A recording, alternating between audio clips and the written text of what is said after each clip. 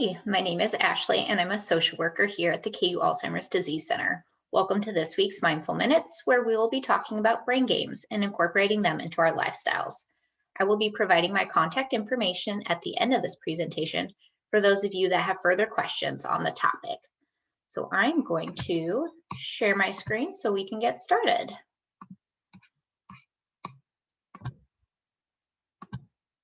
All right. So first, it's important to understand the myths surrounding brain games and outline the purpose of doing them. When you were diagnosed with a cognitive impairment, your doctor likely recommended incorporating a healthy lifestyle to support your brain health. Besides integrating diet and physical exercise into your life, this could also mean participating in brain games.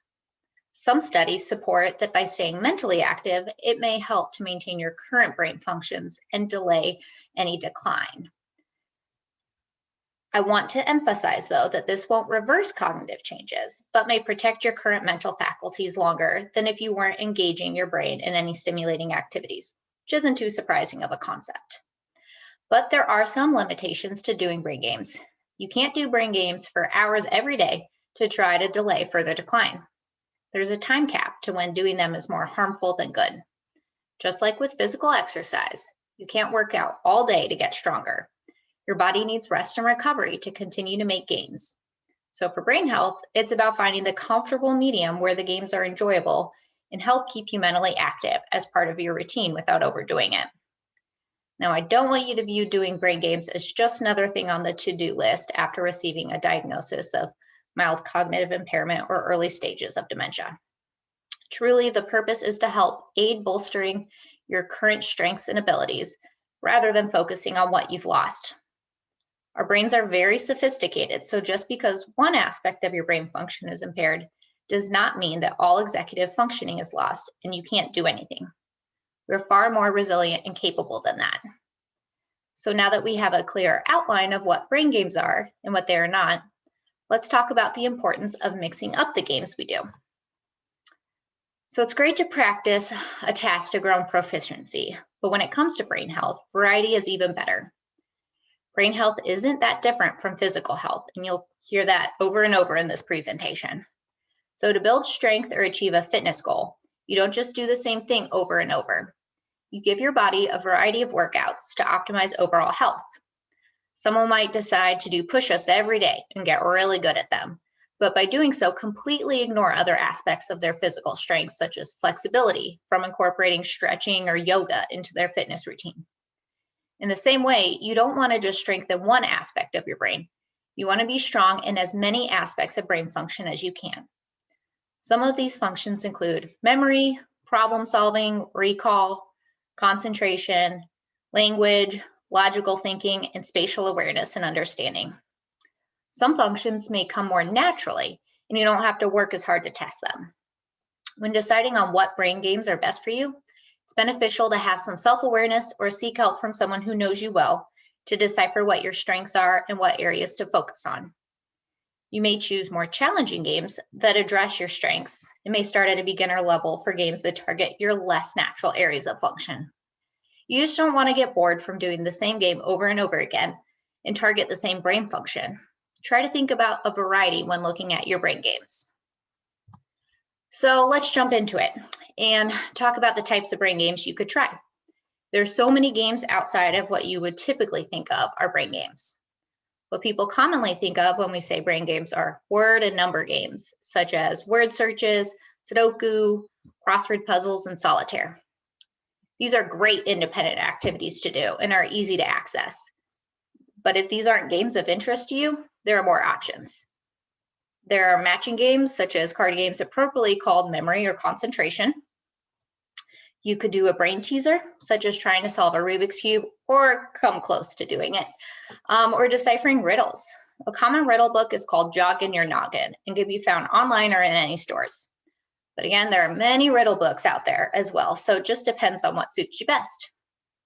Also popular are jigsaw puzzles that can range in complexity, so generally appeal to a larger audience. It's something that you can easily grow in complexity as you feel comfortable and leaves you with a nice finished picture.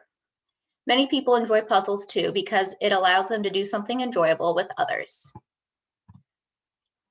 So for those that are more tech savvy or comfortable with smartphone apps, there are an abundant amount of video, computer, and app games that you can download. Of course, simple board games like checkers and card games offer a variety of interest and ample brain stimulation too. Other examples are games called Set, so right here, where you group cards based off differences, similarities, anything like that. There's also a game called The Game, which follows number sequencing and strategy. There's Scrabble, Bananagrams. Those are good for word and language processing. Might be a stretch, but you could consider Paint by Numbers a brain game because it requires you to match corresponding numbers with colors. They can also vary in complexity and are great for those that enjoy creative outlets. Reading and writing may be a good alternative brain game, for example, as book discussions require further attention of detail and processing. The list goes on as brain games cover a wide range of options. You don't need to confine yourself to the typical Sudoku book if that's not your style, because I know that's not mine. You also don't have to spend a fortune signing up for brain games or books either. There are free options online and apps you can download on your phone or tablet if you like doing games that way. Some of these games you may already have at home or just need a deck of cards for. Think about great places like Half Price Bookstore, other consignment places for reasonably priced game books or board games. Or you can shop your local hobby and game store. Now looking more at these games that we've outlined here in front of you, we have to see what works best for you beyond what activities you most enjoy. Think about the areas of thinking that come naturally to you and those that you could bolster. Also keep in mind your current cognitive impairment. So if currently your short-term memory is most affected, then maybe a game that directly targets this wouldn't be best, such as playing the memory card game. Maybe a jigsaw puzzle would be better because of its visual cueing. Or if you're having difficulty with word find, Scrabble may be more frustrating than usual to try to think of the words you wish to spell. Again, it might be a good idea to involve a family or friend in discussion of what types of games to participate in, as they may help identify your strengths. Sometimes we tend to focus on our weaknesses rather than our strengths, so outside opinions of those who love us can help. So putting these into practice may require a little modification. Just like with physical training, you start out slow with brain games. Don't try to overdo it, starting with a challenging 5,000-piece puzzle when you haven't done a jigsaw puzzle in the last 30 years. Be realistic and set yourself up for success by starting something of interest at an attainable level. Remember, it's a marathon, not a sprint. Over-challenging yourself initially isn't going to help protect your brain function quicker, just going to frustrate you and make you not enjoy doing the games. If one of these games is already something you were previously doing, be cautious of comparing your prior abilities to your current abilities. You may participate differently or require more time to complete the game. Stay in the present by trying to beat your current best. You also don't have to finish the game. You can adapt it to be most successful. For example, you could see how many words you could find in a word search in 15 minutes instead of needing to find all the words. Or you could do Bananagrams instead of Scrabble if you feel time pressure of competing with others and would benefit from going at your own pace. Like I said earlier, this isn't supposed to be a time-consuming activity. Don't overdo it. Maintain a comfortable time period for brain games. For some people, it may be 30 minutes a day. Others, it may be an hour every other day. You want to test your brain at a comfortable pace, not overburden yourself and cause yourself a headache from doing brain games all morning. Also, the time of day for doing brain games is important. When implementing this into your routine, think about time of day when you are most alert and aim to do brain games then. It also helps to have a quiet environment that is distraction-free to allow yourself full concentration. Remember, the goal is to stay active and support a healthy lifestyle. Give yourself some grace with processing any new information with the diagnosis. Try not to overburden yourself with excessive tasks. Keep the brain busy, but remember to give it a break.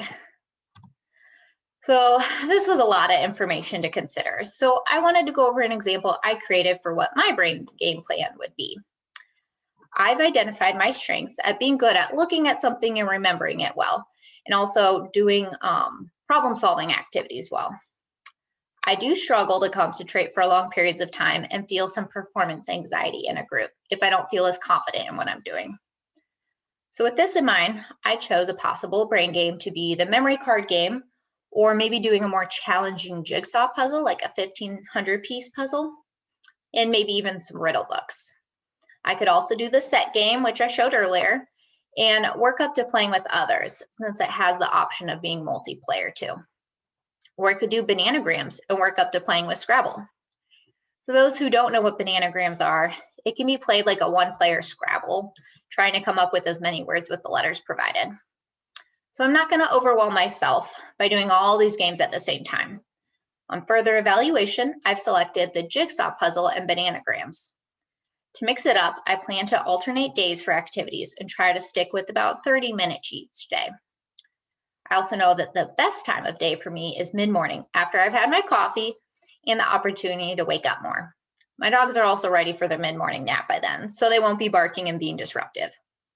Once I do this for a few weeks, I can reflect on the progress and make adjustments as needed, whether it be adding another game into the cycle or trialing something else out. So I hope this information was beneficial in introducing new brain game ideas and how to successfully implement them into your day in a way that works for you. If anyone wishes to talk through specifics or have additional questions for me, feel free to email or call me for further assistance. Thank you for taking the time out of your day to learn more about brain health and things you can do to stay active. Have a great rest of your day, and we will see you next time for our Mindful Minutes.